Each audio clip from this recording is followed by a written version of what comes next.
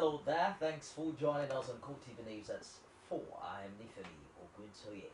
President Muhammad Buhari will leave Abuja Tuesday for New Delhi to participate in the 4th summit of the India-Africa Forum, which was established in 2008 as the official platform for the advancement of mutually beneficial relations between India and African nations. President Buhari, the Indian Prime Minister Narendra Modi, and other participating heads of state and government at this year's summit, which follows the second summit held in Addis Ababa in 2011, will deliberate on the issues currently of common concern to their countries, such as climate change and international terrorism.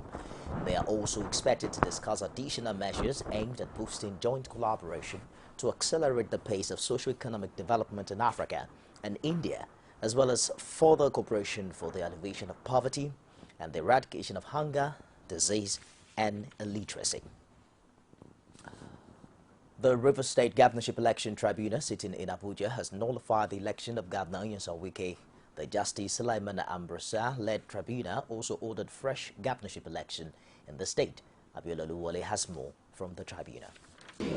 The tribunal was filled with the supporters of the All Progressives Congress and their People's Democratic Party's counterparts as early as 8 a.m., all waiting anxiously for the arrival of the tribunal judges.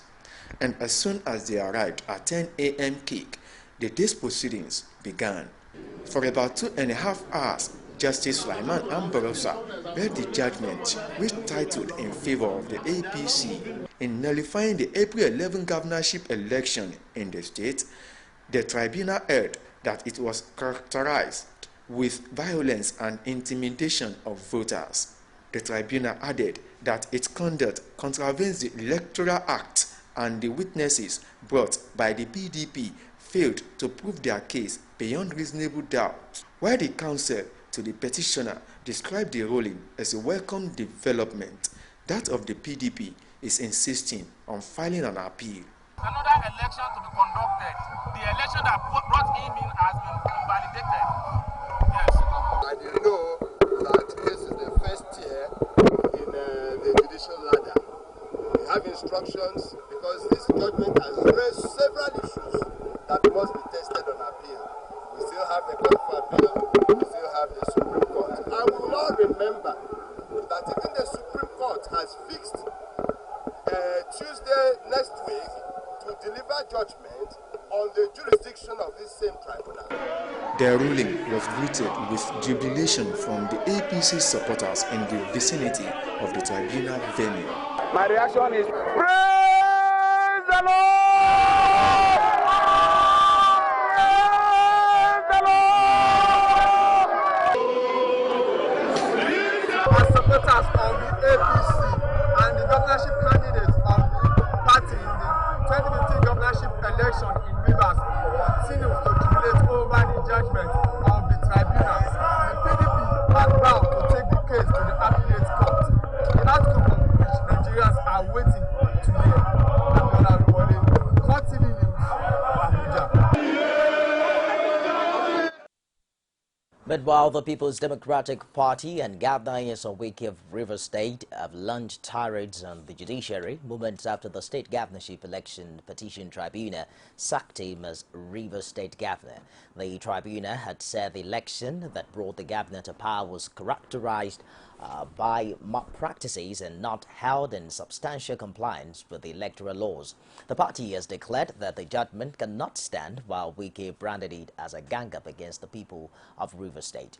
PDP's National Publicity Secretary Lisa Meter slammed the verdict as completely bizarre and unacceptable.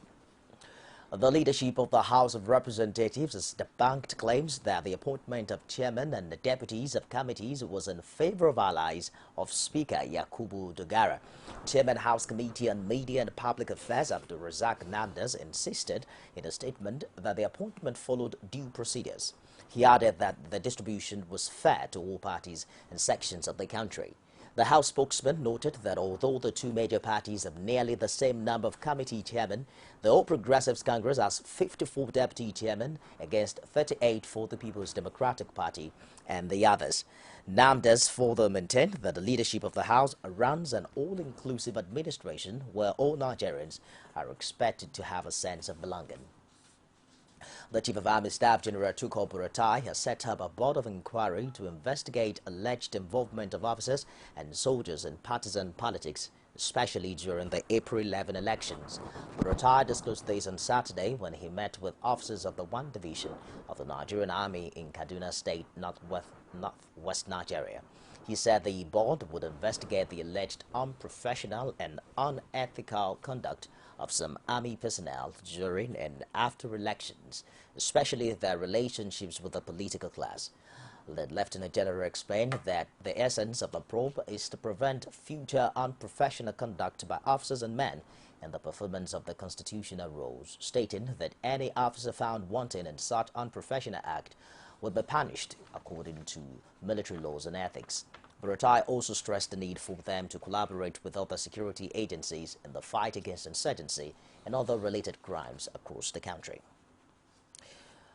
Polio survivors in Nigeria want the authorities to do more to sustain efforts to make the country free of killer childhood disease. Members of the Nigeria Polio Association made this demand on the sidelines of a walk organized by the group to mark the World Polio Day. Musabao Didi is the president of the association.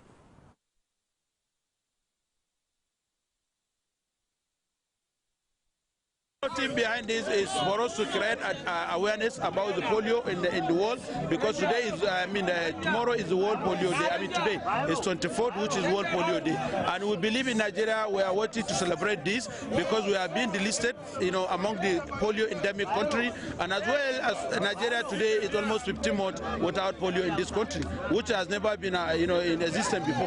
So it's worth of celebration. That's why we're here as polio survivors to join this progress, this development, and to also solicit for Nigerians to give more support to the initiative of government by eradicating polio in this country.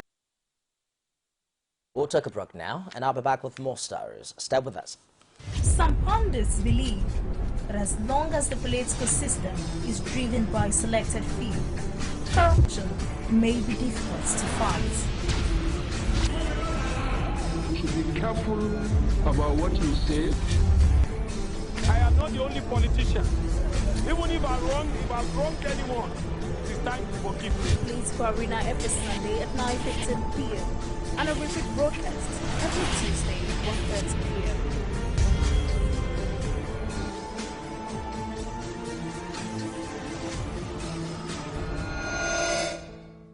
Welcome back. You can get all of our top stories on any of our social media platforms. On Facebook, it's facebook.com/CoreTV News. Our Twitter handle is at CoreTV News NG. We're also streaming live on YouTube. It's youtube.com/CoreTV. Level space and news. The Lagos State government has urged citizens in the state to remain calm but very vigilant as the police and other security agencies intensify efforts to rid the state of hoodlums, armed robbers and suspected terrorists. Speaking against the background of the arrest of 45 suspected Boko Haram members who allegedly planned to attack Dolphin Estate in Ikoyi, the state government expressed confidence in the combined efforts of the DSS, police and other security agencies to keep the state free of terror attacks. The Commissioner for Information and Strategy, Steve Ayoride, said the state government vowed not to relent in its constitutional duty to ensure safety of lives and property throughout the length and breadth of the state. Bade Sadio Jeba Road is a federal link road to most northern states in the country. Now, what makes it significant is its threat to lives of individuals and motorists who ply the 26 kilometers route. A 30 minutes journey lasts for days and may never end for some who have lost their lives on the road. The affected in the area have appealed to federal government to speed up construction of the bad portions of the road and help save the lives of those still surviving. Rashid takes us through the experience of the affected people. Bodesadu to Jeba Road is located within Moro local government area of Kwara North. This road happens to be one of the federal access roads begging for rehabilitation. The experience of motorists, especially heavy-duty vehicle drivers on the 26-kilometer highway portion of the road, has been one described as hell on earth with the daredevil traffic gridlock.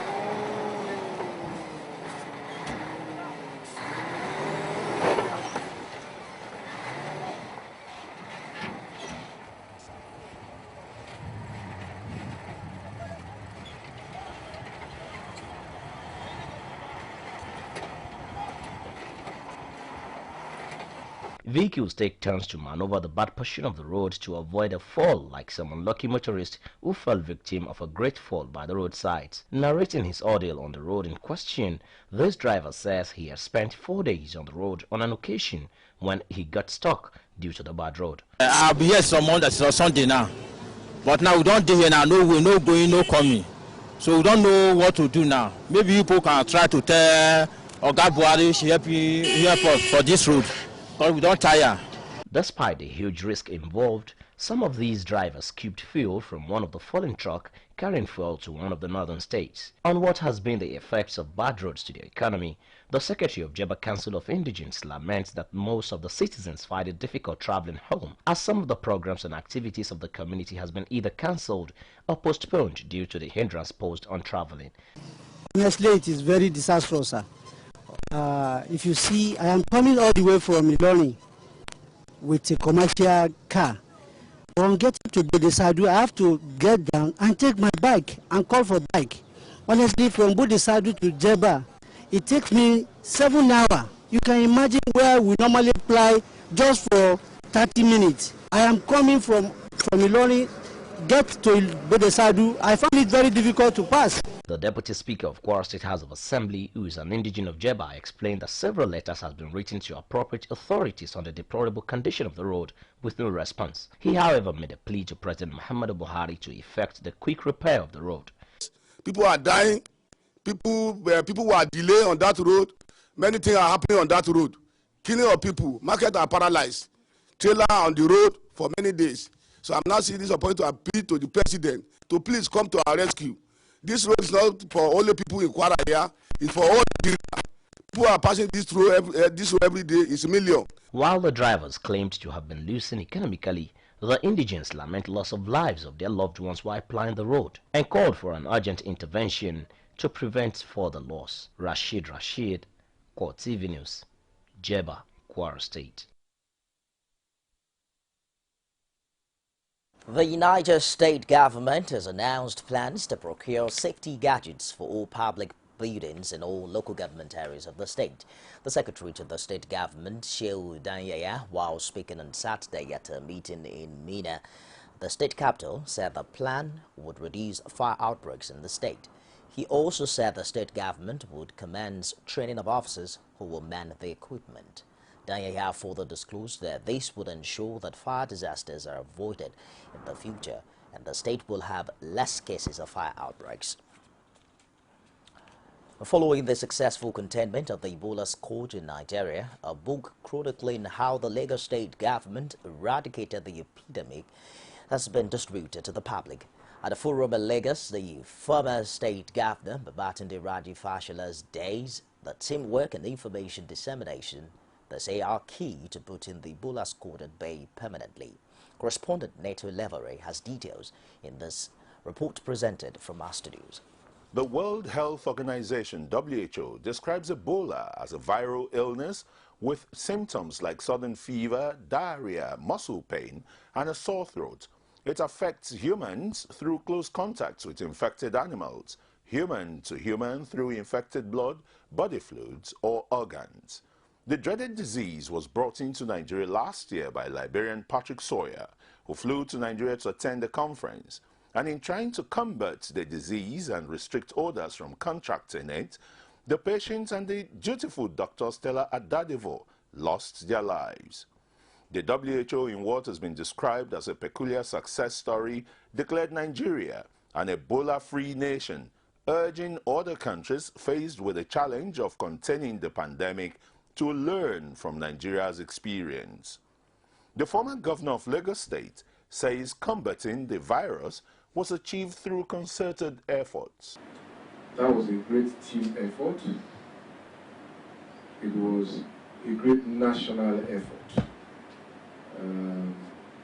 It was a time when our national interests almost totally obliterated our political differences. Limitedly populated those rural areas where, especially in some parts of East and Central Africa, where the virus was first detected many years ago. The survival rates were so poor. While the spread of the contagious disease was being curtailed by medical experts, the government embarked on a publicity blaze to educate the public on how to avoid being affected by the Ebola virus. We showed courage, but courage didn't mean that we were not afraid. It was fair, but we couldn't jump ship because our jobs were to save lives. That's the primary responsibility that we have. It's a constant battle between what I call wellness and illness. And for wellness to win, there are certain things that we ourselves must do. Our sanitary habits must improve. The editor of the book shares his enthusiasm in writing a remarkable book on the deadly scourge. Record's sake, and in order to boost the knowledge base of the citizenry, we decided to come out with this because you know that, as they say, that all knowledge is historical. Now that the outbreak is officially over in Nigeria, it is expedient to continue to be vigilant to check suspected case or cases of any deadly diseases by keeping our environment clean and staying healthy. The Central Bank of Nigeria, CBN, yesterday displayed the call for further devaluation by the Emir of Kano and immediate past governor of the bank, Malam Mohammed Sanusi II, saying there would be no further devaluation of the naira. Sanusi on Friday had faulted the decision of the CBN and the federal government not to further devalue the naira and also to retain full subsidy. And outside Nigeria now, Tanzania is holding its most tightly contested general elections as a new opposition coalition tries to end the governing party's 54-year grip on power. Opinion polls have put the governing Chamacha Mapinduzi CCM party ahead, but the result is expected to be close. Four opposition groups are backing one candidate, a former prime minister in the presidential race, President Jakaya Kikwete, who is standing down after 2 terms, has called for peace ahead of the election, adding that anyone who tries to cause trouble will be dealt with. And Tony Blair has apologized for mistakes made over the Iraq war and said there were elements of truth to claims the war caused the rise of Islamic State. The ex-prime minister said those of us who removed Saddam did bear some responsibility for the situation in Iraq today. But he further defended the invasion, saying it was hard to apologize for removing Saddam Hussein and that Iraq might have become like Syria otherwise. Scottish First Minister Nicola Sturgeon said it was a Blair-Spain operation. Blair's comments come shortly before Sergeant Chicote announces a timetable for completion of his inquiry into the war. And Sport Manchester City manager Manuel Pellegrini has defended his club's fans after a UEFA disciplinary case was opened against them for booing the Champions League anthem. City will attend a hearing next month after the incident, which took place before Wednesday's 2-1 win against Sevilla at Etihad Stadium. Last year, City fan group led a protest against European football's governing body after CSK Moscow supporters gained access to the Khimki Arena for the Champions League game, despite the Russian club being ordered to play it behind closed doors. Pellegrini also told the news conference that he had a good working relationship with Manchester City captain Vincent Kompany. A surprise omission from the City starting lineup against Sevilla. Kompany remained on the bench until he replaced match winner Kevin De Bruyne in injury time, with Nicolas Otamendi and Eliquim Mangala named at the heart of the home defense. Battered Jose Mourinho refused to address the media after Chelsea's 2-1 derby loss to West Ham on Saturday after being sent to the stands by the referee at halftime, as Chelsea's nightmare season went from bad to worse. Nemanja Matic was sent off in the first half for 2 bookable offences, with Mourinho's men already trailing to Mauro Zareti's goal. The second yellow card came directly after a disallowed Chelsea goal that had seemed legitimate, and following an earlier incident when goal line technology ruled out another effort that had not quite crossed the line. Mourinho has already earned himself a fine and a suspended stadium ban for repeatedly claiming officials have a vendetta against him and his team. And that wraps up this hour on the news. Join us again at the top of the hour for more. I'm Nathan.